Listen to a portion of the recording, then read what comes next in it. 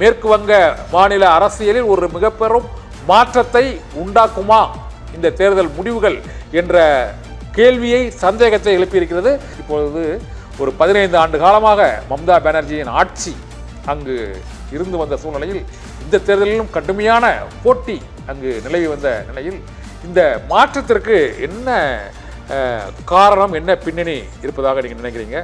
அசாமில் மீண்டும் அங்கு பாரதிய ஜனதா கட்சி ஆட்சி தொடர்கிறது. வடகிழக்கு மாநிலங்களில் முக்கியமான மாநிலமான அசாமில் அவர்கள் பொது சிவில் சட்டம் மற்றும் FCRA, அப்போ குடியுரிமை சட்டம் என பல்வேறு சட்டங்களை நாங்கள் அமல்படுத்துவோம் என்று பிரச்சாரத்தை மேற்கொண்டோம். அங்கு பாரதிய ஜனதா கட்சி மீண்டும் ஆட்சி பொறுப்பை கைப்பற்றுகிறது. முதலில் இந்த மேற்கு வங்க மாநிலத்தில் மம்தாவுக்கு ஒரு பின்னடைவு ஏற்படுவதற்கான வாய்ப்புகள் இருப்பதாக அந்த வாக்குக்கணிப்பு முடிவுகள் தெரிவிக்கின்றன. நீங்கள் என்ன ஃபீல் பண்ணீங்க?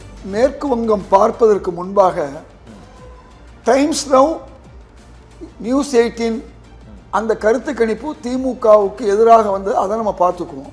ஆமாம், உங்களுக்கு டைம்ஸ் நவும் நம்முடைய நியூஸ் 18 யாருடைய அந்த தொலைக்காட்சி நிறுவனங்கள் நமக்கு தெரியும் யாருக்கு பின்னணி இருக்காங்கன்னு. இவங்க 420 இடம் பாஜக 2024 பாராளுமன்ற தேர்தலில் வரும்னு சொன்னவங்க. ஒருத்தர் 425, ஒருத்தர் 410. நடந்தது என்னன்னா பாஜக 240 தான் வந்துச்சு. இது ஊரறிஞ்ச உண்மை. அப்படின்னா அவர்கள் வேண்டும் என்றே பாஜகவுக்கு ஆதரவாக சொன்னவங்க. அதே மாதிரி தான் இன்னைக்கு அதிமுகவுக்கு ஆதரவாக கொஞ்சம் ஒரு எட்ஜு கொடுக்குறாங்க. அப்போ கூட திமுகவும் அதிமுகவும் சரிசமமாக வருதுன்னு சொல்கிறாங்க. ஏற்கனவே 4 நிறுவனங்கள் திமுக தான் ஆட்சி அமைக்குதுன்னு அக்னி 169 வரையும் சொல்லியிருக்கு.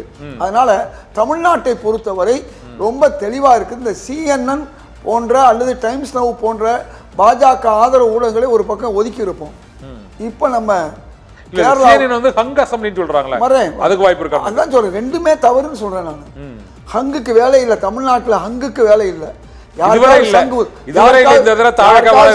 யாருக்காவது சங்கு ஓதுவாங்க, இல்லைன்னா நோண்டி நொங்கு எடுப்பாங்க தமிழ்நாட்டு மக்கள். நீங்க சொல்றது இதுவரை 52 இருந்து இப்போ உள்ள தேர்தல் களம் வேற. ஆனால் இந்த முறை ஒரு கணிக்க முடியாத ஒரு களமாக தேர்தல் களம் இருப்பது இந்த வாக்குக்கணிப்பு முடிவுகள் மூலமாக தெரிய வருகிறது. இந்த விஜய் ஃபேக்டர்னால ஒரு ஹங்க் அசம்பிளிக்கு ஒரு வாய்ப்பு இருக்கலாமோ அப்படிங்கிற ஒரு சந்தேகத்தை தான் இந்த CNN நியூஸ் 18 பாருங்க மீண்டும் சொல்வது. விஜய் ஃபேக்டர்னால தான் திமுக ஒரு 150 இடத்துக்குள்ள வர வேண்டியவங்க இன்னைக்கு ஏறத்தாழ 200 இடங்கள் நெருங்குறாங்க. அது முடிவுகள் அப்படி தெரியலையே சார். இல்ல முடிவுகள் தெரியலையே, முடிவு வரும்போது தெரியும். நண்பர் கருணாகரன் சொன்ன மாதிரி ரெண்டு விஷயம் உண்மை. ஒன்று 4ஆம் தேதி உண்மை முடிவு வரும்னாரு, அது உண்மை. 3வது கருத்து கணிப்புலாம் அவங்கவுங்க விருப்பத்துக்கு பண்றாங்கன்னு சொன்னாரு, அதுவும் உண்மை. அதை தாண்டி இப்ப நம்ம பார்க்க வேண்டிய விஷயம் என்னன்னு சொன்னா, அதாவது திமுக ஆட்சி அமைக்கிறது என்பது தவிர்க்க முடியாத ஒன்று. மீண்டும் அதான்